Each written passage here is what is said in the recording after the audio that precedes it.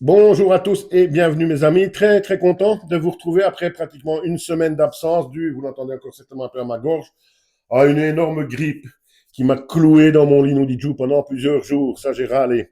Enfin je suis de retour et bien content de pouvoir vous refaire des vidéos, même si la première commence avec notre Emmanuel Macron national. Et là, j'y ai repensé, j'ai regardé quelques vidéos. C'est un gamin ce mec-là, c'est un ado en fait. Tout le monde dit il détruit la France. Je ne sais même pas s'il se rend compte de ce qu'il fait. Je ne sais même pas. Il est tout content. Il nous annonce il y a 2 ou 3 jours maintenant que la France va déployer donc des hommes au Groenland. Puis on apprend que c'est 15 hommes dans le cadre d'une mission européenne, juste pour titiller un peu Trump, contrecarrer le rêve de Trump d'annexer le Groenland. On a envoyé 15 hommes et lui nous annonce ça comme des troupes au sol, des troupes militaires, 15 hommes. Ils sont partis dans 2 Renault Clio et une vieille Simca 1000, pardon. Elle roule encore bien, elle est vieille, elle roule encore bien. Tout petit peu de rouille sur un débat de caisse, mais ça va, ils sont arrivés, ils sont en bonne santé. Maintenant, la bonne question, c'est que font-ils là-bas? Que font-ils là-bas? 15 hommes français, peut-être la même chose les Allemands et les autres, ils font quoi? Ils jouent à la pétanque, à un whist, parce qu'il fait froid, il faut rester à l'intérieur. Ça sert à quoi de dépenser de nouveau des centaines et des centaines de milliers d'euros pour envoyer quelques hommes au Groenland, un pays qui ne nous concerne en rien à nous autres ici en Europe occidentale? On n'en a strictement rien à foutre du Groenland, comme on n'en avait rien à foutre de ce qui se passait malheureusement en Ukraine, mais ça a coûté déjà des milliards également. Ça a l'air de ce côté-là qu'on n'en parle plus trop puisqu'on est en train de passer au Groenland. Et quoi, dans quelques temps, on va intervenir financièrement, on va soutenir le Groenland également, et on va de nouveau distribuer des milliards, etc.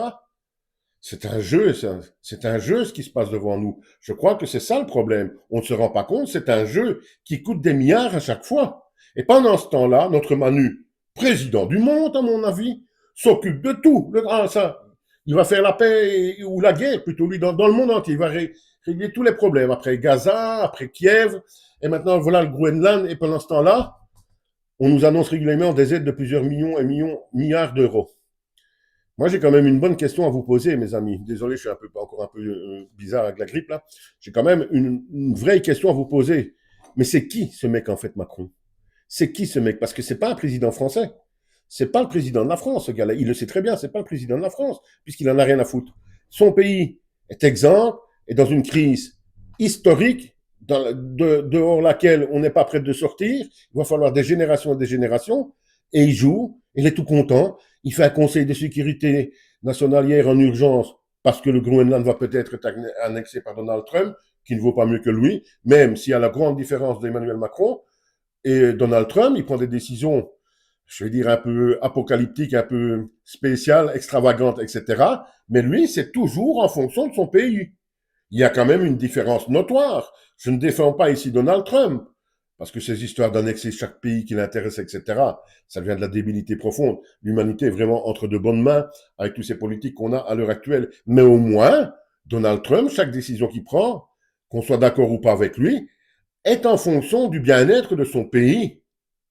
Et Macron, lui, par contre, c'est le roi du monde, sauf pour son propre pays. Là, je me pose quand même vraiment la question de savoir, mais qui est réellement ce type? Que fait-il réellement là? Je n'y comprends plus rien, et certainement pas depuis 2 ou 3 jours avec ces annonces fracassantes de déploiement de militaires français au Groenland, 15, partis donc, comme je vous l'ai dit, dans 2 Renault Clio et une vieille Simca 1000, mais toujours en bon état. Allez, je suis de retour et je suis bien content. À la prochaine, mes amis.